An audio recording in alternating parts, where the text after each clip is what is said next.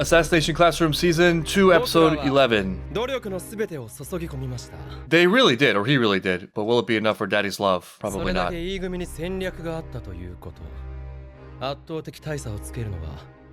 That's an excuse. Yeah, even I said that just the selection of what they were doing probably created the range. Just because of something like one good unit of food is equivalent to any other good unit of food, and then that's a closed need, whereas not all units of partying are created equal. Dad is using the same tactics on his son that he's using on the school, right?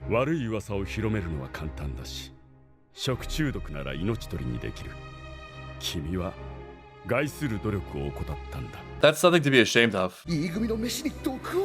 It's extreme and negligent and dangerous and evil. Oh, tell him!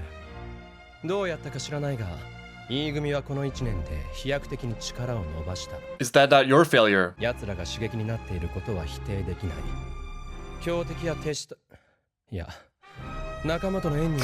Whoops! Almost slipped up there. Yeah, there is an argument here for the fact that the father is failing. You don't want your son to make excuses. He's the one in charge of Class A. Well, guess who's in charge of all of it? But I have to suspect all of this is deliberate, just to push them to their limits. You know what the father kind of reminds me of? J.K. Simmons' character in Whiplash, where he's just so obsessed with results, he's willing to push to extreme and unethical measures.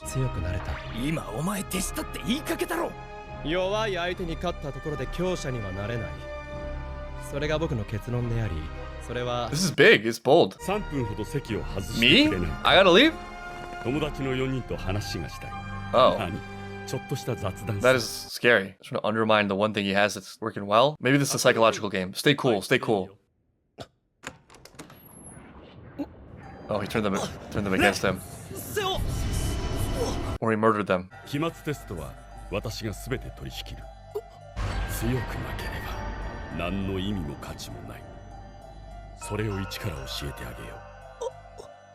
Okay, well, you talk a big game. The principal doesn't realize how much leverage she's lost because, thankfully, thank God, we've realized, at least on some active level, that this is not about school. We're beyond school. I mean, we're going to take it seriously because that's the top level thing to aim for. You don't make excuses for the things you're currently doing. If you're going to do it, you do them right. But we're so far beyond our grades, right? Getting good grades, doing well in school, they're a subset of the larger thing, and the larger thing is so far outside of his grasp. I wonder if I had watched this show when I was a student, if things would have gone differently, if I would have loved it. I think I needed someone to tell me this. I mean, I've experienced this across all different fields of my life where I think something is bad just because the representatives of the thing are not the greatest. For example, I used to be extremely anti-religion, and so I was totally revolted by it and identified as being anti-religion. And then, like, it turns out, I mean, I just wasn't getting the best of it. You know, I wasn't getting it steelman. The things I was hating about it were things that were not particular to religion, but just very common natural elements of humanity that are things to be risen above. Same thing for school. When you're a student, everybody will tell you that school's the most important thing, but even they don't really know why. People all the time will tell you you have to do things. They'll give you advice, not based on what actually is the best thing for you or what is like true, passionate love for the world and seeking something like beauty and goodness, but more like that's just what they know and where they feel comfortable and are threatened by anybody deviating outside of what makes them comfortable because then you're a threat to them. And of course, if that's the feeling you're getting from something and the people involved in the thing, you're going to be repulsed by it. But there's something so much better beyond that. There's a much higher star that if you're aiming for, doing the things actually start to make sense. It's just doing them in the right way or with the right aim. I think I was right in my adolescent identification of the failures of school and authority figures of my life. I was right that my destiny didn't lie in formal education. And yet what I see now is that I should have leaned into that individuality and autonomy of thought and spirit and done my best at the thing I was doing and just made it work for my advantage with clear eyes. This is not a regret because it was just the path I had to go on. But if I had seen clearly at that time, it actually could have become a joy because I would have seen it as something that fit into some larger, greater picture. And it could have even been a fun activity to apply myself to with like a generous, confident, higher reaching spirit. And I could have crushed school and still decided to have gone on the path I went on. Or more importantly, I could have like used the time to learn more in school, you know? Maybe I can count this as the catharsis for watching a show about school as someone who has been so vocal about hating the educational system.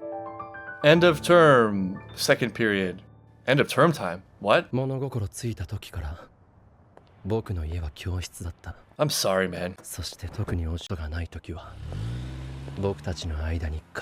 Away with you. This is the homeless person he uses for his evil deeds. He threw it on the ground. He's just out here training homeless people like they're his pets. It does seem like it's turning out into the ultimate process versus results system thinking. Only the results matter. I will get results at any cost. And that can be really effective. I mean, like, the principal has a lot of great qualities, which is crazy to say, but like, he's very deliberate about what he does. He's disciplined. He's active. He's not lazy. He's goal-oriented. He's focused. It just ends up being short-sighted. And I'm confident that that can achieve a lot of really amazing things. But I think those things are probably limited to like an endeavor or just some more specific, smaller game where there are tiers of games. And at the biggest level of the game, you're not just trying to play this one thing to completion and do really well at it. You're trying to like continue playing and get better and better at playing. It's hard to fully nail this down, but you know, just a made up example. You're a soccer player and your only goal is the soccer championship. And so like along the way, here and there, you're poisoning your enemies, you're bribing officials. You can win, maybe, if you really master that sort of game. And you have a championship. But then now what? That doesn't iterate. You're going to just keep doing that for all your life? Well, what does that do for you as a person, for your character? What does that do eventually for people's perceptions of you and your reputation? What about the harm you're causing? What about the moral and ethical game in the battle for your own soul? Situationally, what that probably does is undo you eventually. But even if it doesn't, there's a price to be paid and it's not repeatable. Meanwhile, if in the same endeavor, somebody through sort of the moral constructs that support a much larger set of games approached soccer and just got really good at learning how to play soccer and win the championship ethically, well, that translates and iterates into so many other things sort of infinitely in their lives. You know, they're going to be people who have high esteem. There are going to be people who like looking in the mirror and enjoy their lives. They're going to have deep, heartfelt appreciation and love and trust for others, as opposed to the schemer who's going to be distrustful naturally because that's all they see from themselves. People will like them. People will look to them. It probably correlates with strong family bonds if the same thing is being applied to their relationships. And then you look outside of the individual and on a scale of time, well, that is the thing that will work again and again and again and encourage growth of people and families and societies in a way that's constructive and builds, as opposed to the former example that everything just implodes because people start adopting that strategy and then nothing good can be built because there are no rules. It's all about the immediate outcome at the expense of all other things, including future-looking things and systemic health, etc. I mean, this very thing may be one of the underpinnings of the way we think about morality or how morality emerges. It's not just what is good for you right now, but what will be good for you in a bigger way repeatedly over time, and not just for you, but for subsequent generations and for other people in the world. This is how a lot of the 7 deadly sins work, right? Like you can point to immediate obvious benefits of indulging in particular sins in certain moments, but then that ends up eating itself pretty quickly. You're sacrificing a much greater thing later for some very small immediate benefit now. I think maybe that's one way to frame Koro Sensei versus the principal as we've seen them so far. To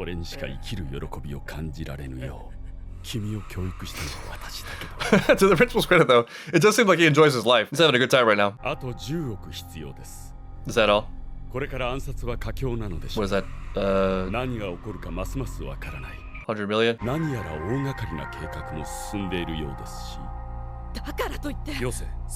It's okay, the taxpayers will pay for it. Yeah, speaking of leverage.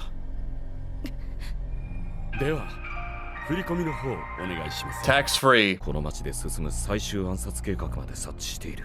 don't we just kill him? Has anyone ever thought about that? We have a bunch of assassins. Yeah, I mean, he knows where he stands. Hope you kids appreciate this. This was very expensive for the taxpayers. That's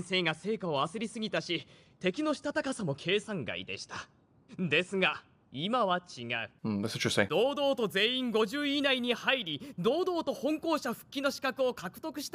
I don't want it anymore. I don't want it though. I mean, if they think about it, don't they just want to stay here? Oh yeah, this is gonna be fun. I mean, also credit to the principal. He puts his actions where his mouth is, you know what I mean? Like, he doesn't just tell other people what to do, he does it himself. He's a formidable opponent, yeah. They will get good grades. I'm learning even though I don't want to. I don't want to learn, but sometimes somehow I'm learning. True evil. To the gulag. Not with that attitude, it isn't. Sounds like a personal problem, you loser. These physical representations. Anger seems to be the main motivation here.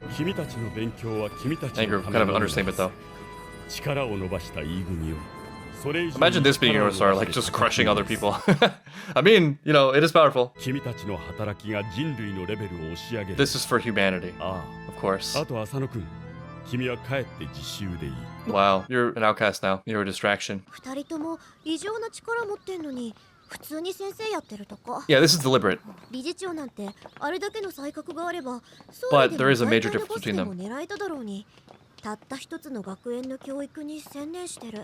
And again, I think up to this point, we can assume a possibility of what the principal feels like is a noble aim of like, we will really create excellence in the world. Again, like Whiplash, true musical perfection is so beautiful and so important, but so rare. It's worth just crushing people's souls and lives in order to get one gem. And you know, I feel hesitant to say this, but I'm reluctant to say that that's the worst thing. I mean, it depends on the means, but maybe it's better than like apathy, non-appreciation of anything, nothing matters, just tune out and drift by. Maybe it does come back to exactly that. It's the North Star. The North Star is wrong. Nevertheless, he is moving towards a false North Star very well in a way that would be beautiful if applied to a better North Star. And some of the kids will really benefit in their lives from this. And you could almost say, whether it's intentional or not, that without the principal, Koro-sensei has less of a framework to work with Class E in the beautiful way he works with them. That actually is the role of a good antagonist, right? The antagonist typically provides the benefit of forcing an issue for the protagonist to overcome and have a discovery. So in that relationship, the antagonist actually is providing something of real value and benefit. I mean, there has to be a legitimate challenge, and it's not going to be a legitimate challenge unless there's something really interesting and important backing it.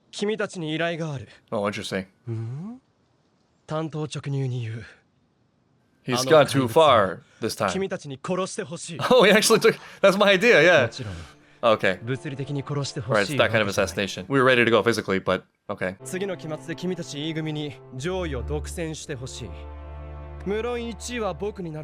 Of course, naturally. I see your point. Did you have to call us a detritus? Why don't you join Class E, since you're free?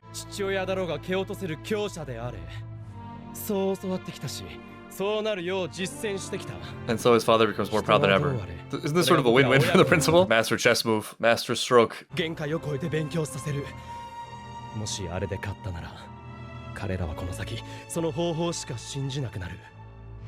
Yeah, go back to methods and processes. Exactly, yeah, this is it. Sounds on a journey right now. Interesting.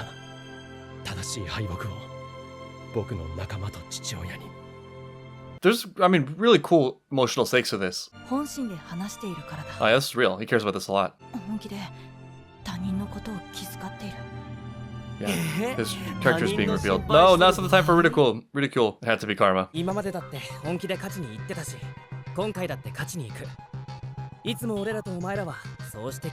Yeah, it really doesn't change anything.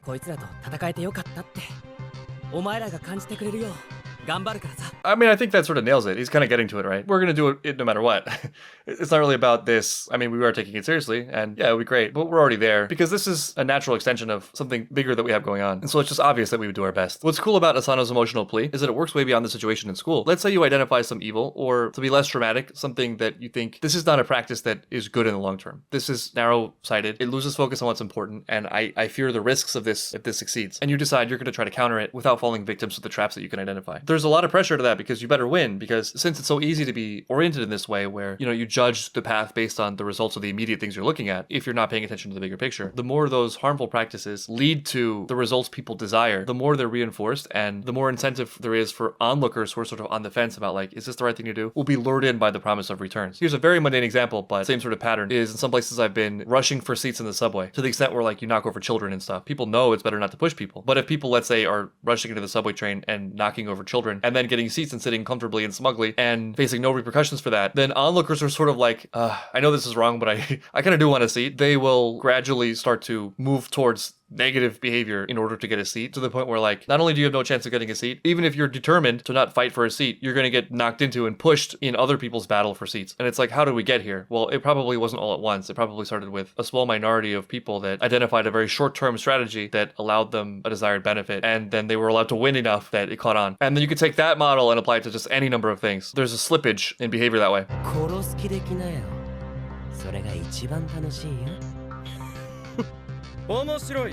Are they brothers or not? To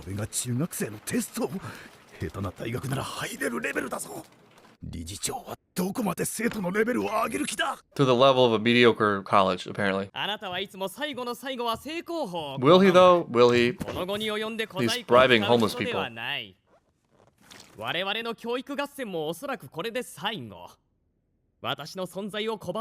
I bought you donuts, and they're not poisoned, actually. Yeah, it's sort of amazing this is his first teaching job. 私が勝ったら教えてくれませんかね。 Service. そもそも人に何かを教えたいと欲するとき、大きく分ければ理由は2つしかありません。 Free trip abroad. 自分の成功を伝えたいときか、自分の失敗を伝えたいとき。 Oh, that's really interesting. Very astute. さあ、 Looks like he just vanished. Turns out he was just a ghost. He was just a phantom of education. The evil demon that lives inside of all schools. Pass on your successes or pass on your failures? I think I met a lot of teachers who were the latter. Like my psychology professor. サシモのコロ先生も忙しすぎて分身の形が大きく乱れるほどに。 Oh, it was the the evolutionary thing. Evolution of man. It's symbolic. 本気で殺す気あるやつがいたら手 I 強 mean, いけど。 let's keep in mind this is 二 an 人の怪物に individual 殺意を test. 教育され You're た just 生 sitting 徒 down が taking a test. 因縁に決 I 着 know を we つけるべ we く visualized it that way, but there's no actual combat here. ここで無様な結果を出しては English, the worst of all. You don't realize how hard English is until you teach it and then encounter people who are learning English and you're helping them. You're like, yeah, this is pretty difficult. This is much harder than it appears. A lot of things just don't really make that much sense. You just gotta learn it. That's the best advice I can give you. Draw the circle, then draw the rest of the owl. 英語が一番得意だったのに It's tough. やばい今回のテスト半端じゃない Well, at least the other students are dealing with the same thing. 多分平均点ラインは今までとは比較にならないほど低くなる What in the Attack on Titan tank monstrosity is this? A 組のやつらはどうなんだ。 Wow, their final exams are the rumbling. ゾウってあんなに強いパワーになるんだな。っていうかやばいやばい自分たちの心 Oh, how hard can Japanese be? We speak Japanese. リツさん This is cheating. 聞いてるんです全員50 Oh, it's that Ritsu. Oh, wow. あ偽リツ Well, I mean, actually, it's the real Ritsu, but 問題用紙を見た瞬間にペース配分を決めないと。 skipping questions. I remember that was a big thing. Come back to hard questions. どうやら一番心配なやつが大丈夫そうだ。 I love his character journey, Terasaka. Starting off not caring about anything, just trying to bring everyone down. あいつみたいな愚直 Look, whatever ばかり works. いい戦闘よ下手に効率を求めて迷うくらいなら問題を見た瞬間に先手必勝で全潰しした方 Brute が force path. 君の調子は単純性です。こういう力技が一番向いてるプニプニ。 I mean, lean into it. I'll show you. 見習わねえとな。あの格好悪さ。お I mean, in a どうせ test, うちら it's just a great outcome, right? That's the goal. かっこつけてないで You get a good grade, you get a good grade. Who's stupid if you succeed? その分だけ部分点をもぎ取れる。よっしゃ。 This looks like a Evangelion. Where's home ec? ラス前に全化式なんて来るのかよ。噂だけの存在だったんだけど The rumored 中学のテ boss スト of で出て math. くるなんて Or is it physics? I mean, it's so hard I don't even know what subject it is. Karma to the rescue. I was studying this secretly. カルマ。 That easy, huh? Epic explosion? Yeah, here it is. For an exam. Yeah, I would have paid a lot more attention to school if it was like this for real. 人に教えることで教える側もより深く理解がで That's き、 great, yeah. 何 That's よ really り true. チームワークが強くなる。 You don't really know something until you can explain it or teach it. 彼は今回クラス教科の責任者を外され、その分一人で深く自分の刃を磨いてきた。 So cool. それもまた強さへの答えの一つ。どちらが上回るのかは私にもわかりませんが。 There's probably a linked relationship with the two. You get better by helping others, but in order to help others, you have to have something to offer yourself. みんなの丸は俺がちゃんと取ってくるから。 I love how epically this is made. This looks like a Final Fantasy boss. どうやって仕留めようかな。 Just focus on your test. Wow, amazing that they made a final exam seem cool. Who would have thought that that was possible? We're just breaking new ground in 2012 or whenever this was made. Where was this for me? I'm glad that this happened to you guys who watched the show. It should have happened to me instead. I should have had this as a kid, as a student. That's assuming I would have understood it as an adolescent, which I probably wouldn't have. I would have been like, yeah, boom, boom, bing, bang. Assassination is so cool. I would love to be able to kill people, totally missing the underlying point. But assuming I would have been able to understand it, yeah, a different mindset, a more personal mindset maybe. You know, not having to accept what felt like a weak, kind of sickly motivation and interpretation from others around me who themselves were acting on a lot of principles like their own fear and insecurities about the world. It could have been a pleasure, it could have been a joy. And actually thinking back, there were moments where school was a joy, There were things that I really felt like I got, and it was pleasant to do my own studying. I used to really enjoy math. I loved English class because, I speak English, so it's not that hard. I always loved literary analysis. There was always a little bit of the love of the thing, even though I didn't fully understand it yet. Even now, I love learning as long as I can connect it to something that I care about or is meaningful to me. And maybe that's the key thing, right? The way I often got the message was that school is in and of itself a great thing, and that the ultimate larger point is like, if you don't do it well, you'll be a failure in life, which is kind of infuriating. And it also kind of implies that if you get good grades, you're a success in life, or that just guarantees you everything you need. Even though on a practical level, it's worth paying attention to, it is important. In the big picture, it's kind of a smaller game. And I think a lot of kids, adolescents especially, identify that there's a much bigger game. I sort of have a real world prediction on this. I think that education is going to become increasingly fraught with problems, attendance, behavioral, and nobody will be able to articulate why, but it'll be partly because of that. It's because there's a dissonance between what I imagine kids are seeing in their world and what matters and who's successful, speaking of like observing what wins, and also consciously just with the knowledge that there's just so many more tools now for information, yet they're being told that school is everything and is the only way to learn and only way to achieve success in life. They're going to connect the dots on some level. They may not be able to articulate it, why they're having that dissonance and why it's so unsatisfying, but the messages from the past that we always got, they decreasingly match the reality of what we see with our eyes, combined with the extreme costs of education, especially higher education, compared to the diminishing actual value it provides. I think we're going to start to see a pretty massive crash of at least higher education, but I think also high school, middle school. I mean, maybe that's already happening. I don't know because I'm not really involved in schooling these days, but at least I think the writing is on the wall, which is not to say it can't be useful or important. I also happen to think school plays a lot of other functions aside from learning material, like daycare. But one way forward is maybe to update that ethos, to not be so reductive about what school is for and the value of education and what learning means and what our goal is as humans. It's a lot to ask, I know. Or maybe we could just screen Assassination Classroom in all schools.